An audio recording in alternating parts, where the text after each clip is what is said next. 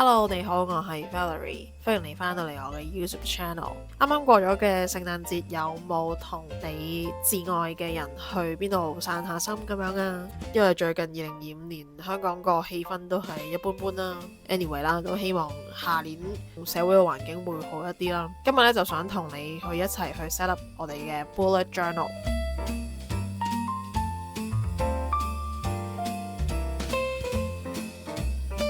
今年2026年呢，我選擇用2本 Bullet Journal 去記錄我嘅生活同埋工作。藍色呢一本呢係用嚟記錄工作嘅。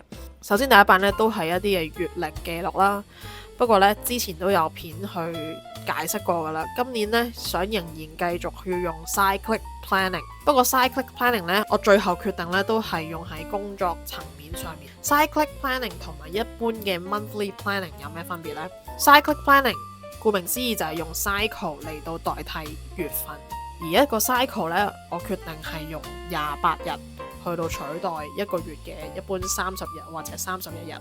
每一個 cycle 都係28日咁解，去方便呢去衡量每28日我工作嗰個量有幾多，做咗幾多嘢，做咗幾多成果，每28日咁樣去到計算嘅話呢，就會容易比較啦。所以你會見到呢一個 setup 咧得28個格嘅啫，而第一日星期日咧係12月28號，去到最後一日星期六咧係1月24號。上面嘅 title 咧本來應該寫 January 咧，咁我就寫咗 Cycle 1，即係第一個 cycle 咁解。左手邊都有嘅少少嘅空位咧，就係寫目前我製作緊一啲乜嘢嘅 project 嘅。咁你會見到我係用 memo 紙去到寫先啦。因為喺個 project 落實之前咧，都有好多嘅變數，咁所以如果個 project 有啲咩調動咧，都可以直接去搣翻嗰張嘅 memo 紙，譬如褪一個禮拜，又或者褪2個禮拜，都會容易去到調動，直至到呢個 project 真正去落實邊一日咧去進行嘅時候咧，我先至會真正落筆嘅。除咗 project 上面可以咁做之外咧，左手邊嗰個嘅 working project， 即係有啲乜嘢嘅 project 嚟進行中咧，我都會用 memo 紙咧去到代替先嘅。之後嗰版咧就去直接寫我嘅 weekly planning 啦。落筆之前咧，可以咧去示範一下我點樣去用我嘅 grid spacing 嘅。grid spacing 咧係上一條片有提及過噶啦。我每一年 set up 一本新嘅 bullet journal 咧，都會有呢一版嘅。有啲人叫做 cheat sheets， 有啲人咧就叫做 grid spacing。咁其實咧就係去數一版入邊咧有幾多個格仔。咁譬如去 set up 一版新嘅 bullet journal 嘅時候咧，譬如咁樣啦，我而家去畫緊一個 weekly planning 啦。咁我就想每一版咧就分3行。咁如果我揭翻嚟呢一版 grid spacing 嘅時候咧，咁其實你會見到我藍色嘅呢個格仔，第2行嘅藍色格仔，咁你會見到左手邊有個數字寫住3嘅意思咧，即係打直數3行嘅話咧，我就要數幾多個格仔。咁你會見到每一個藍色框框咧都係寫住個8字嘅，咁意味住咧我數8格咧就有3行會出現噶啦。咁所以咧喺做草稿嘅呢個步驟咧，咁我就會用呢個 grid spacing 去睇翻，即係有少少貓紙咁樣啦。咁啊睇翻，咦數8格 OK， 咁我就即刻可以過翻嚟白色呢個空白頁咧，就直接數8格。咁我就會用鉛筆咧去寫少少即係筆跡咁樣啦。咁我起咗草稿之後咧，咁我就會直接去落筆咧去畫呢一個嘅 weekly planning 噶啦。其實我其他嘅版面設定咧，我都係咁樣做嘅。咁上面嗰半版咧，每一邊咧都畫3格，咁就畫咗6格出嚟啦。咁呢度咧代表咗星期1至6嘅，右下角咧係第7格啦，即係星期日咁樣嘅。我用緊呢一支筆咧係下面嘅呢一支 Uni Pen 0.5嘅 Fine Line， 個顏色咧叫做 Dark Grey。咁之後咧就用呢個灰色嘅點點筆咧，每一格咧就會點10點。嗰10點咧係用嚟做咩咧？就係有少少 to do list 咁樣啦，愛嚟寫每一項嘅任務。咁嗰個灰色點點咧就係用嚟，如果個任務做咗嘅話咧，就會剔一剔咁樣嘅。下邊嘅空格咧用嚟去填翻咧當日我嘅工作嘅程度啦，即係做咗啲實際做咗啲咩工作咁樣啦。咁跟住咧就會寫翻星期1至日啊咁樣。左下角呢係一個 timetable 嚟嘅，咁你會見到呢，左手邊寫咗一堆數字呢係時鐘嚟嘅。咁我就寫到朝早8點至到晚上10點，打橫呢就係星期一至日咁樣嘅。咁其實用嚟呢，愛嚟記錄翻我邊一日邊一個時段用咗幾多時間去做啲乜嘢嘅工作。咁可以 show 上星期嘅嗰個示範你睇啦。其實1點呢係代表1個鐘頭咁解，嗰個英文字母呢代表住做緊啲咩嘢 step， 嗰1點嘅顏色呢代表住我做緊啲乜嘢嘅 project。咁佢用嚟記錄翻呢我成個 project 用咗幾多時間去做，同埋都可以呢，即係成個禮拜去瀏覽翻，我用咗咁多時間去到工作咁樣嘅。咁其餘嘅格仔呢，就係愛嚟記錄我當刻處理緊乜嘢 project 啦，或者有啲咩新嘅 ideas 啦，有啲咩想法啦，同埋呢下個星期有啲咩嘢事要做，有啲咩嘢事會發生。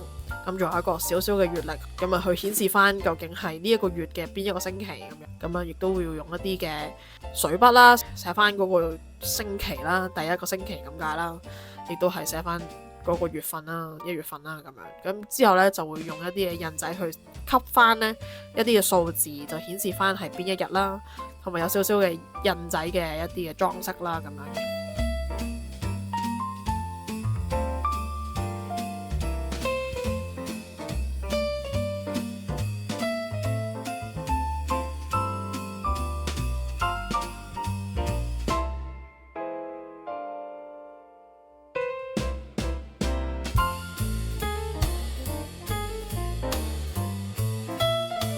呢個呢，就係我上星期嘅嗰個嘅 weekly planning 啦，亦都係我拍攝嘅嗰一個禮拜嚟嘅。咁所以你會見到呢，其實點解好似好空咁樣嘅？因為其實我都係拍攝嗰日呢係星期2嚟嘅啫。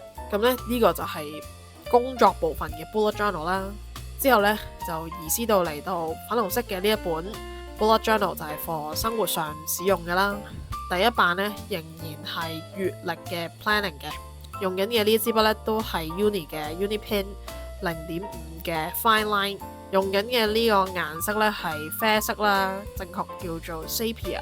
但係呢，生活上面嘅月曆嘅 set up 呢，我都係寫翻31日嘅，因為我發現呢，生活層面嚟講呢，譬如我會同一啲嘅朋友、同屋企人要夾時間之類咁樣呢，我發現31日嘅 set up 呢，計劃上面嚟講會 make sense 啲，因為有時同人哋傾偈我會有少少亂啊，即係因為有時會講緊31號先算啦，但係如果我用28日嗰個嘅 cyclic planning 呢，有陣時其實未到嗰一日嘅，所以呢，有少少亂。咁我就想今年呢，不如試下繼續用翻呢個月份嘅 planning 先，喺生活層面上面嚟講。咁所以呢，1月份嘅 monthly setup 呢都係寫翻1至31號啦，用藍色筆呢去做一個底色啦，咁就係好簡簡單單咁樣實用行先嘅。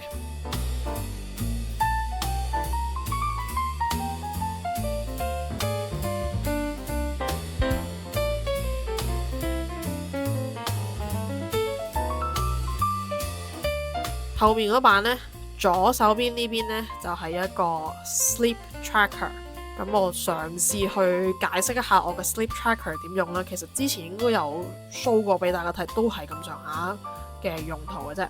最上面嗰行數字呢，最左手邊係12點 PM 咁解，一路向右數落去呢，係1 PM、2 PM，去到10 PM、11 PM， 跟住中間呢，正中間嗰個0呢，係12點 PM 咁解，跟住再繼續褪啊，向右褪嘅話係1 AM、2 AM， 去到9點、10點、11點 AM。所以正確嚟講呢，你可以理解為左邊係 PM， 右邊係 AM， 你可以咁樣去想像。而中間嗰個0向下面呢，會有一堆灰色嘅數字嘅，嗰堆灰色數字係做乜嘢呢？其實係日數嚟嘅，嗰堆灰色數字。你會見到灰色數字第一個數呢係1，跟住數落去就2、3、4、5、6，跟住去到最尾呢係31，因為1月係有31日。左手邊都有一堆打直嘅黑色數字，係做乜嘢呢？嗰堆數字都係日數嚟嘅，有1至31號。咁而畫咗顏色嘅嗰啲係乜嘢呢？畫咗顏色嘅嗰一行呢，代表星期日咁解。咁所以第一行你會見到4號嘅右邊係 highlight 咗，跟住呢咪有個斷層嘅，另一邊左手邊亦都有個藍色 highlight 嘅，都係4號咁解。2個半日嘅星期日咁解。點解要有個咁嘅 set up 呢？其實預計呢，因為我哋多數瞓覺都係晚上發生啊嘛，而晚上你會見到呢一個 set up 嚟講呢，晚上其實係講緊係正中間嘅呢一個範圍嘅，咁預期呢就會咁樣畫上去嘅。但係所以點解個 set up 好似怪怪地？但係其實如果你明白咗入邊嘅道理呢，用起上嚟係好 make sense 嘅。咁所以呢個左邊呢，就係半版嘅 sleep tracker 啦，跟住右手邊呢，都將佢打直分咗一半啦，左手邊呢，就係1至31號 highlight 咗嘅都係星期日，咁用嚟記低呢嗰一日主要發生咗啲咩，係當日嘅 highlight。右上角呢，就係一個少少嘅月曆方面呢，去到睇翻嗰啲日子嘅，跟住呢，右下角有個長方形框框，目前呢，就未知有啲咩用，不過呢，好常就係有啲事要記低啊，例如一啲嘅購物清單啊、待辦事項啊，有啲乜嘢嘅 list 或者有啲咩嘅記事之類，咁其實都可以用喺呢個框框裏邊。後面呢，繼續有 weekly planning， 呢一個嘅 weekly planning 呢，同工作上面嘅子彈筆記最大嘅分別呢，就係下半月嘅啫，上半月呢係一模一樣嘅。上半月嘅半版有6格啦，就係星期一至六啦，右下角就係星期日啦。下半部分呢，其實個分別喺邊呢？你會見到我右邊個版呢，就會用嚟記錄一啲嘅習慣追蹤啦。左手邊嘅嗰半版下邊嗰2格呢，一格叫 notes， 一格呢就係叫 next week， 即係下星期有啲咩做或者有啲咩嘅記事咁樣咯。咁我用緊嘅筆呢，都係嚟自呢個牌子嘅 Kuretake。咁點點筆呢，就係呢一個嘅 clean color dot， 灰色嘅呢叫做 platinum， 啡色叫 fawn， 最後呢，藍色嗰支呢就係 splash。另外呢，用嚟畫陰影部分嘅呢，都係呢個 Kuretake 嘅水筆啦，呢個係 brushables 嗰個嘅系列，個顏色呢叫做 root beer float， 再加埋少少嘅裝飾呢，咁就完成咗我今個月嘅 bullet journal set up 啦。跟住呢，就繼續會有呢個系列嘅固定環節啦，就有 Notion 嘅部分。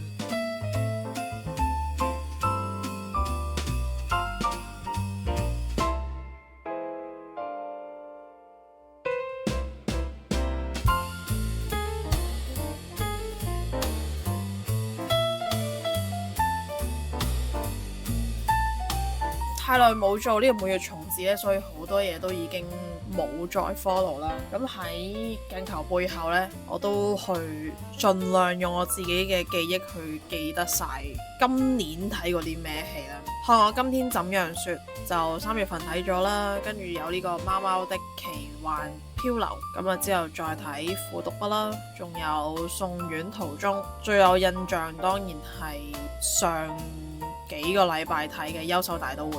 咁呢，今年呢，其實我都睇咗少部分嘅 TV show， 而今年我睇過啲乜嘢嘅 TV shows 呢？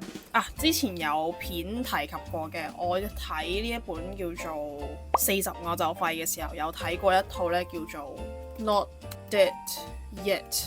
咁呢一套嘅 TV shows 呢，你喺 Disney Plus 呢就會揾得到噶啦。咁但係好可惜呢，就係佢冇續季啦，佢只有2季嘅啫。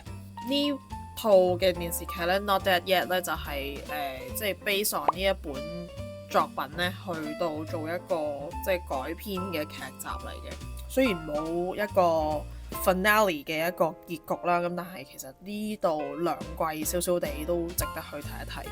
反而呢 Only Murders in the Building 呢，應該係出到第5季啦。咁但係我好驚佢完嘅關係呢，我都唔夠膽開第4季，甚至有第5季。How I Met Your Mother 咁就已經睇晒啦，佢一共有9個 season。有興趣美劇嘅人呢，我都會非常之推呢一套嘅。仲有就係呢一套啦 Superstore， 都係今年呢睇晒6季嘅。而家呢，做頻道成長。上次呢係應該2025年都完全冇 update 過嘅。咁呢，我喺鏡頭背後就 update 翻晒啦，去到10月份啦。咁我哋今次呢嚟做11月份先。好，截至到11月嘅30號呢，我嘅總觀看次數有313,989次，訂閱人數呢有5041個。